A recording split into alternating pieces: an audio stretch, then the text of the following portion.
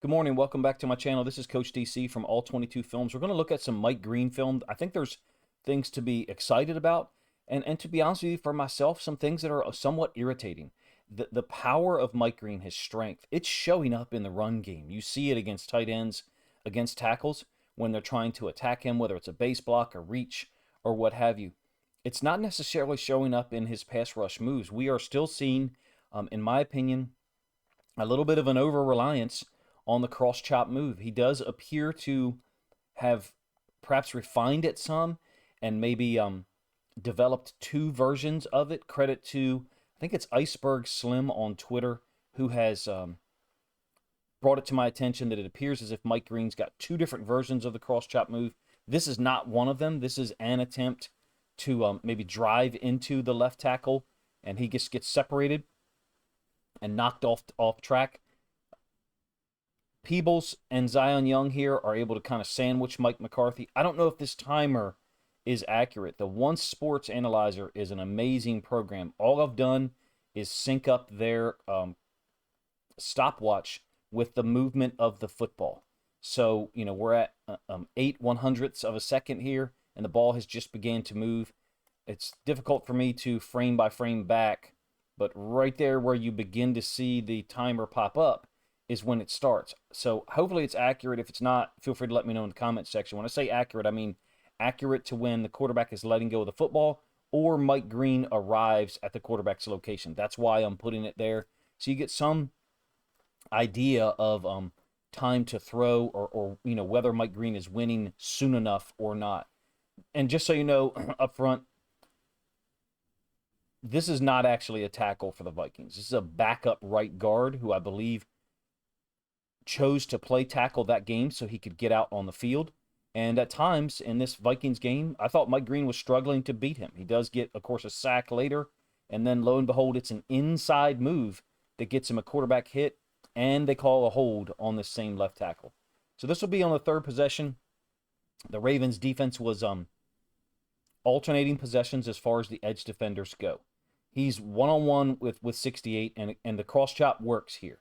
He does get his the frame of his body, his hips, oriented back towards the quarterback because of the smoothness with which he kind of feeds his left arm back into the space between him and the left tackle.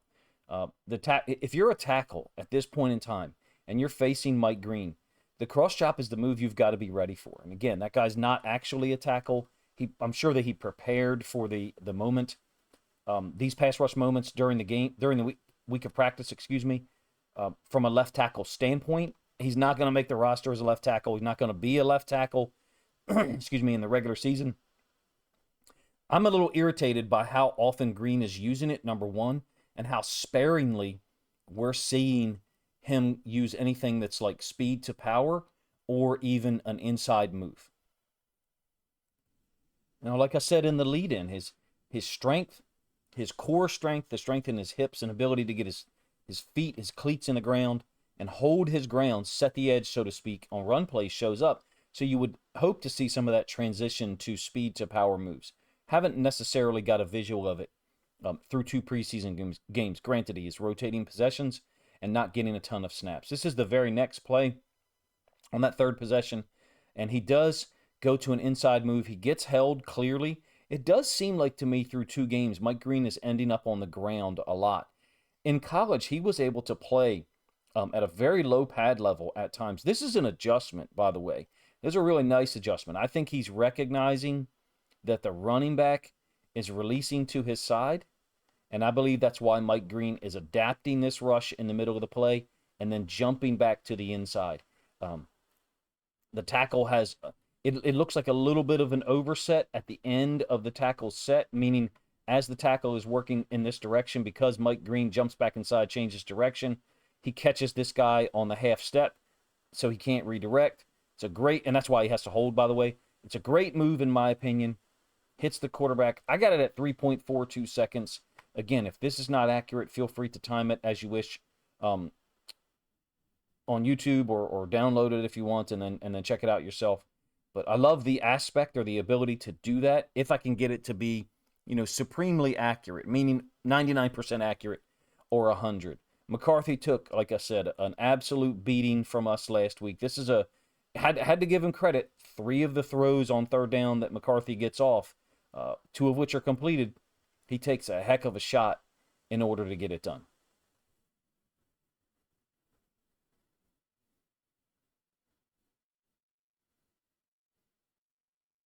This is the second preseason in a row where Mike Green is out there, and I wonder or I hope that there is some kind of overarching plan as far as what moves we're seeing.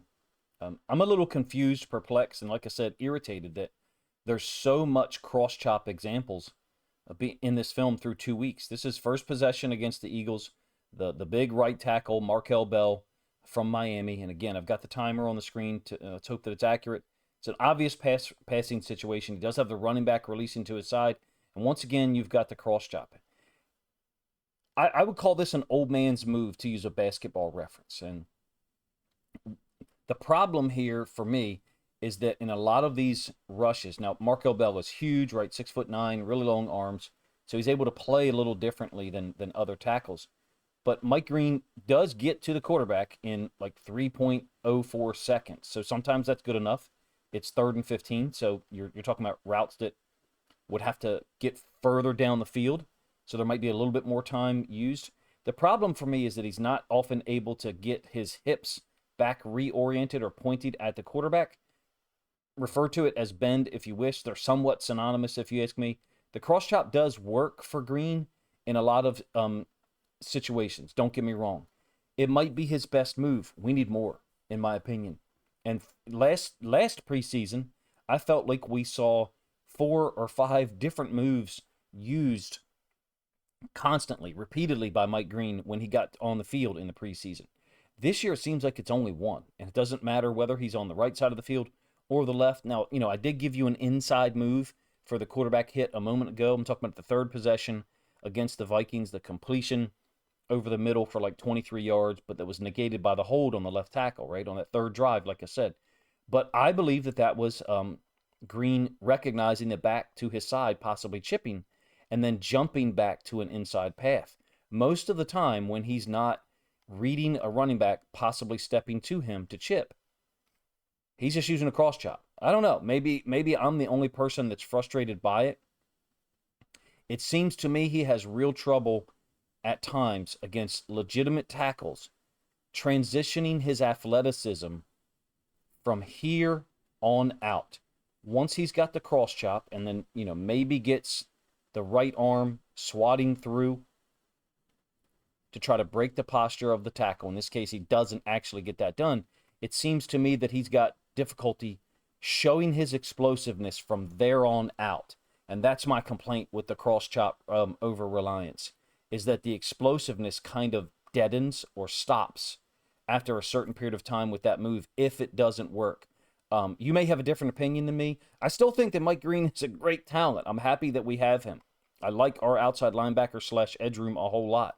But if this is what we're going to get, a ton of cross chops, many of which are not, quote, working from the standpoint of either getting to the quarterback or getting pressure at all, then it makes me wonder if Tavius Robinson's not going to be on the field a whole lot more than him on third downs. I believe the original thought from so many of us Ravens fans when we got Trey Hendrickson and drafted Zion Young was that Mike Green and Trey Hendrickson will be out there on third downs. And to be honest with you, what I'm seeing right now through 2 games of the preseason, I'm not sure that that's what's going to occur. All right, we got 2 run plays here to talk about, and I do feel like you see his strength show up, his core strength, ability to get his cleats in the ground, not get expanded too far, and essentially give everyone else to the inside linebackers, D tackles, etc., an opportunity to get to the football. He's going to be dealing with a tight end here. It's on that third possession against Minnesota last week. DeLuca does a really nice job, if you ask me. The Vikings, I think, try to combo and take over the nose, and Okoye is able to get to the football. It's DeLuca. That's Okoye's helmet in there as well. From a Green standpoint, very violent. Multiple shocks of the tight end on this particular play, and he'll oftentimes use the tight end, or he's strong enough, to hold ground and use the tight end to almost compress that gap, if you will. With the ball on a hash in the NFL, for me, and no one's taught me this This isn't a rule. This is just something I think of. With the ball on a hash, in this case, the left hash, and you're the boundary side defensive end, if you start getting expanded outside of the top of the numbers, you start to reach a threshold where there's just too much space in here for your teammates to cover. I know I'm magnified or zoomed in, and so it gives you less of an idea of what's happening. Basically, the center is comboing Okoye up to the backside inside linebacker, which is Jay Higgins. The right guard is trying to take over Okoye, and then, of course, everyone's moving laterally. 65 does end up moving almost a little too far. He kind of overlaps Mike Green. But Okoye and DeLuca are there. Why? Because Mike Green did a pretty good job of holding at the point of attack. You can see his foot is right at the top of the numbers. And as the running back gets to the line of scrimmage, he's expanded somewhat, but I think we're right at that threshold. It's a good rep, if you ask me. He'll face better tight ends from a blocking standpoint, don't get me wrong, but that's where he's been strong this preseason. That's where I've enjoyed the Mike Green film a little bit more than I have the pass rush, to be honest with you. Back to the Week 1 game against the Eagles. Like I said earlier, I don't expect him playing against the Commanders at all. I don't see a reason for him to do so. I am confused, interested in what the plan was from a pass rush standpoint for Green in the preseason, if he was allowed to go out there and just continue to attempt to use the same move that we've seen him use last year and even in college. He did have a wide variety of pass rush options in college that we saw.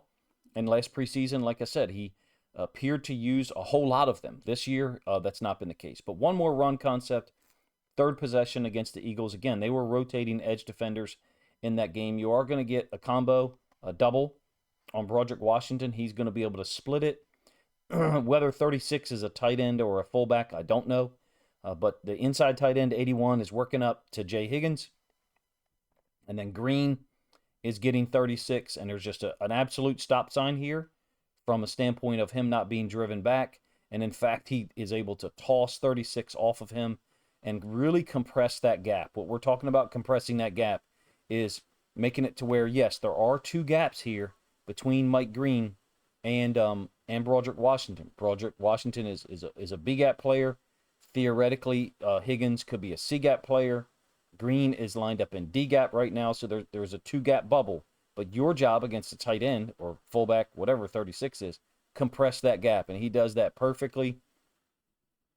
Allows Washington enough time, to split that double team and get back through here. From a footwork standpoint, he almost kind of gets twirled or twisted a little bit by stepping under himself with the right foot. Not there, but there.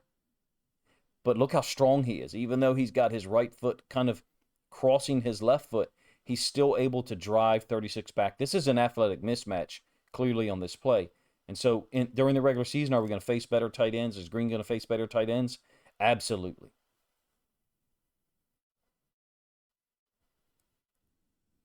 One more play to talk about his effort, which has been fantastic. His pursuit, trying to get to the football, his level of violence on run plays away from him.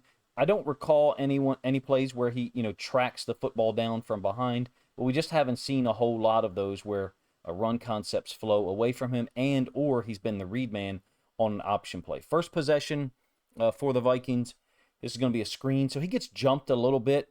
I'm not sure what move he's in the middle of. It looks to me like he's reacting to being jumped. Why do I say he's being jumped? Because 68 and a couple other offensive linemen, they're on a screen path, right? It's an outside screen, and Green makes the tackle. It ended up being kind of weird looking from the all-22. That's why I'm showing you the end zone. Because Green hits the receiver so hard, he kind of knocks him out of this magnification, if you will. The receiver is 13 there. I believe that's Felton, but I could be wrong. And kind of knocks him out of the screen. When I say that he's being jumped, I think he's reacting to this initially as if it's a pass pro situation, right? So 68 is stepping to him, and he's starting to work to an inside move. So I like that. I just wish we saw a little bit more organic usages of inside pass rush pass and or stunts with Mike Green. That's one thing I believe we'll probably see more often in the regular season from a four-man rush standpoint is TE stunts or ET stunts. Didn't see those a whole lot with Green. It did appear that they were kind of letting him rush the passer. And that's the reason why I've been a little bit frustrated observing the games live and then watching the end zone / all 22 film. Because if this is Green choosing which moves to do, I think some coach should be saying to him, hey, let's step away from that move and try something different. Look, I'm really happy that we have Mike Green. I love the combination of him and Zion Young as second-round picks. What I would like better is if we somehow had a 5th year of control, the 5th year option, I guess I should say, that you gain if they were first-round picks, because I think those guys are going to develop. I trust Mike Green's talent. I trust his strength, obviously, at the point of attack, and his ability to, on direct run flow plays at him, his ability to set things inside. I do wonder about the comparison between him and Tavius Robinson. And what I mean is, originally we all thought, myself included, that Tavius would be kicked inside on third downs or off the field completely on pass rush situations. And I'm not sure that's the case based on what I'm seeing. I just haven't seen the explosiveness demonstrated from a Mike Green standpoint consistently in pass rush situations. Admittedly, it is a small sample size. It's also possible that the Ravens defensive staff, Anthony Weaver in particular, wanted him to rely on the cross chop so often. It is a great move. I referred to it as an old man's move because of the style. I think I'd like a little bit more speed rush, speed to power, inside pass rush paths. Maybe we'll get that in the regular season. That's entirely possible. Maybe there was some plan that my brain is not able to wrap itself around or gather. Feel free to let me know in the comment section if you understand it better than I do in terms of what they may have been asking Green to accomplish out there on the field on those obvious pass rushing situations. If you guys enjoyed the video, please let me know in the comment section. Number one, it's a very unique weekend as far as who's going to be on the field for the Ravens against the Commanders. Anticipate that, like, offensively we're going to get a lot of Fagnano, but who knows? We could see Tyler Huntley, I guess. It's been a little surprising some of the other NFL teams who they have played. Jeremy Bernard was on the field for the Steelers last night. Scored a touchdown, in fact, on like a little now screen, I believe. Fernando Mendoza, the number 1 pick, was on the field for the Raiders. He threw an interception. So maybe the Ravens' plan is somewhat different than I presume, but it makes me wonder if, we've seen the last of Mike Green in this preseason. In any case, if you guys enjoyed the video, like I said, please, like it or comment to help the algorithm kind of push the content out further. And then finally, if you think other Ravens fans specifically would like to hear what I have to say about Mike Green, as well as the 8 plays that I chose to illustrate my points, then please consider grabbing a link to this video, sharing it out on social media to help this content get more reach. Appreciate you guys' time.